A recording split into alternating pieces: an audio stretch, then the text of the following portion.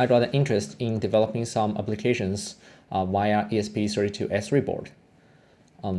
There are hundreds of tutorials telling you that you can use it as a HTTP Wi-Fi camera. And in this tutorial, I'm going to show you how to use it as a normal webcam, which can be plugged into a desktop, Mac, or Linux system normally, and use it for video conference such as Zoom, Google Chat, and Teams. So let's get started. Search through Amazon ESP32-S3 CAM. You can see there are a lot of options. So the one I'm going to use is called ESP32-S3 CAM. Instead of the normal one, it's called ESP32 CAM. So this one, ESP32 CAM plus OV2640, is the older version of the ESP-S3 CAM. So the main difference between those two boards is that the one we are going to use, ESP32-S3, has two Type-C port, which can be used for both system or program writing as well as USB output. However, in the previous one, ESP32 CAM, it only has a mini USB, which is not that super useful.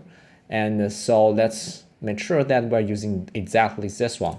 So it's called ESP32-S3 CAM. And you can see that there are a lot of equipment. On the right is the main board. And on the bottom, you can see that there are actually two USB-C port. So one of them is for using the USB as an output, and another one is for writing program to the board. Also, you can see that there's a tiny camera, and the total price of this equipment is very cheap. So, and you can get it from AliExpress or Amazon. And you can see there are two USB-C port, one for writing program, one for output as USB. Also, there's a camera like this. The way to install the camera is to install it via this part. So this part can be pulled open. So if you pull it, it will open, and then install your favorite camera. So in this case, it's OV2640. So when plugging, okay, make sure that it is tight and deep enough, and then we can close it. Okay, so it is installed.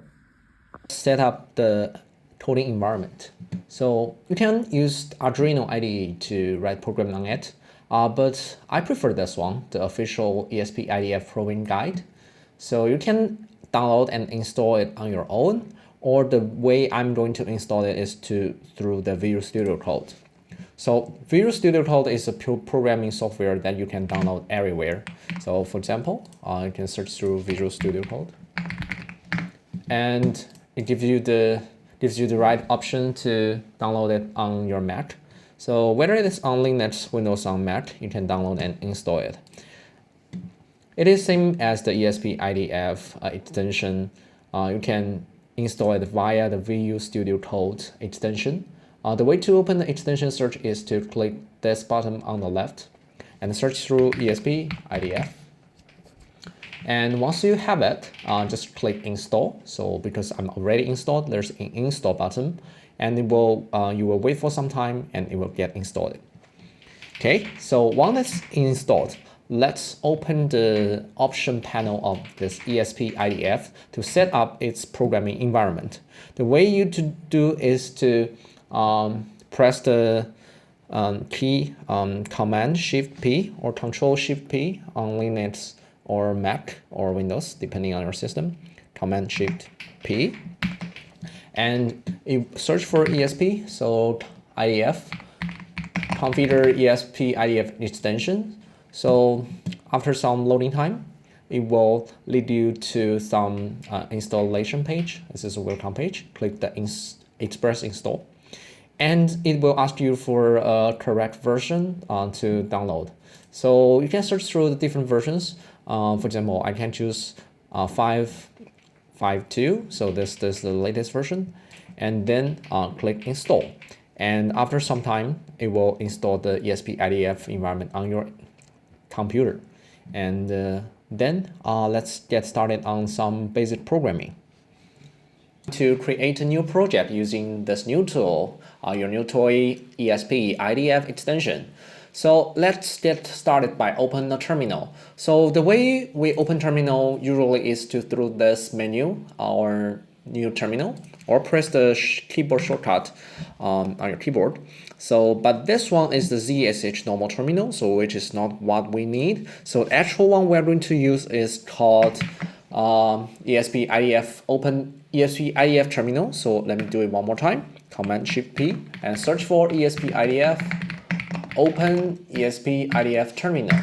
So we will open the terminal and tag with ESP-IDF terminal. So in this terminal, you can use the IDF tool called idf.py-help.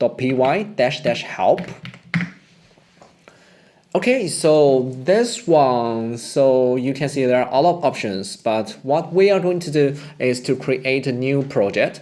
So let's start it by creating a new project called idf.py create project. Let's call it our first project,